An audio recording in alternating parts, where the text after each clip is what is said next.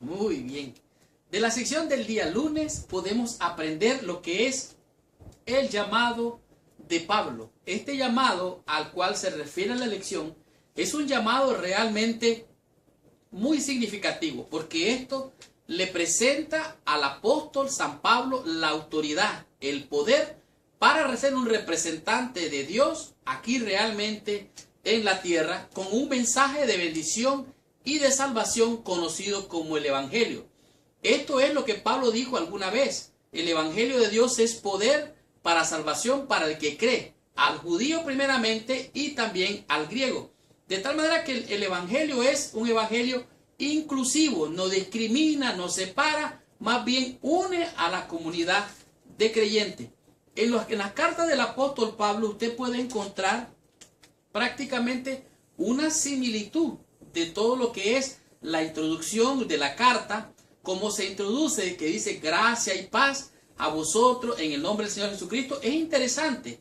Todas las cartas están escritas de una manera similar, tanto Efesios, Filipenses, Tesalonicenses, tanto como Gálatas y algunos escritos de otros apóstoles o de otros evangelistas de los evangelios se presenta de la misma manera. Sin embargo, cuando se trata del llamado del apóstol Pablo, Pablo es más enfático, Pablo es más claro, más directo y de alguna manera confrontativo para con aquellos que se levantan con altivez tratando de denigrar la autoridad del apóstol Pablo. Aquí podemos ver que el saludo inicial de Pablo en Gálatas no es solamente un poco más largo, sino que también él declara directamente que él es lo que es un apóstol de Jesucristo, que él no es enviado por hombres, sino que es puesto por Dios. Él no está para agradar a los hombres, sino para dar un mensaje de Dios. Dice aquí, se refiere a los 12 seguidores originales de Jesús y otros a quienes Cristo resucitó, se les apareció y comisionó para ser sus testigos. En otras palabras, un apóstol es aquel que es un embajador, un representante de Dios, y en este caso de Jesucristo. Aquellos que seguían a Cristo se consideraban apóstoles, pero el apóstol Pablo no estuvo siguiendo a Jesucristo. Sin embargo, el apóstol declara: y por último, a mí se me apareció el Señor como un abortivo. O sea, él declara que Cristo se le apareció a él, porque un apóstol era aquellos a quienes Cristo se le apareció después de muerto. Por lo tanto, Pablo es un apóstol de Jesucristo de acuerdo a la unidad de la teología bíblica. Ahora, Pablo dice claramente que su apostolado no fue puesto por hombres ni por humanos. Por ejemplo, podemos leerlo aquí en el libro de Gálatas, en el capítulo 1, nos podemos encontrar, dice: Pablo, apóstol, no de hombres, ni por hombres, sino por Jesucristo y por Dios el Padre, que lo resucitó de los muertos, a todos los hermanos que están conmigo en las iglesias de Galacia.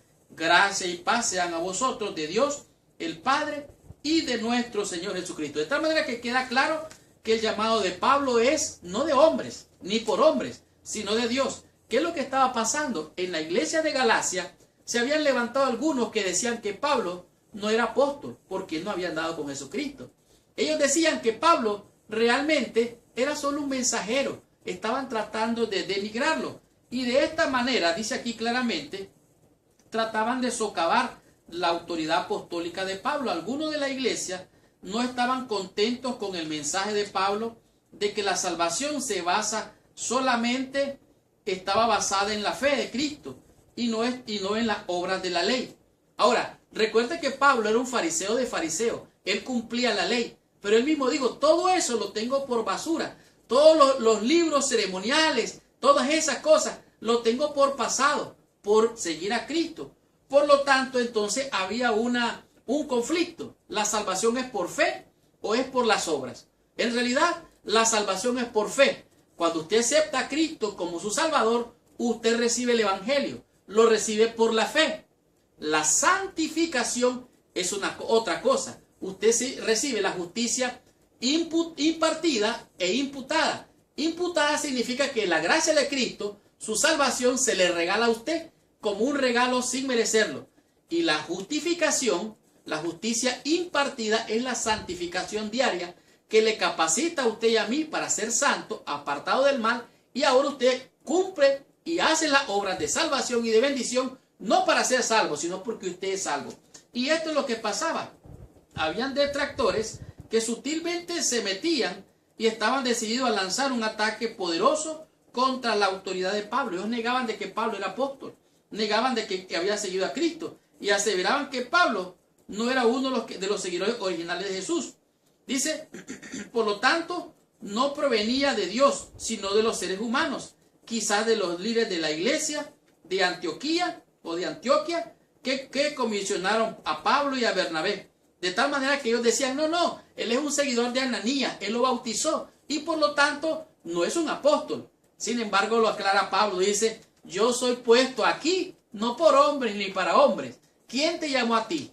¿Tú crees que te llamó el pastor? ¿Tú crees que te llamó, por así decirlo, la organización? Es el Espíritu de Dios el que llama. Por lo tanto, tú eres un hijo o una hija de Dios Todopoderoso. Y de esta manera nosotros tenemos que entender que algunas veces ocurre esto aún dentro de nuestra iglesia. Algunos dicen, no, ese es del Antiguo Testamento. Otros dicen, no, ese es el Nuevo Testamento. Entonces, ¿la autoridad dónde está? Toda la Escritura es inspirada por Dios para instruir, para redarguir en justicia, a fin de que el hombre de Dios sea preparado ¿para qué?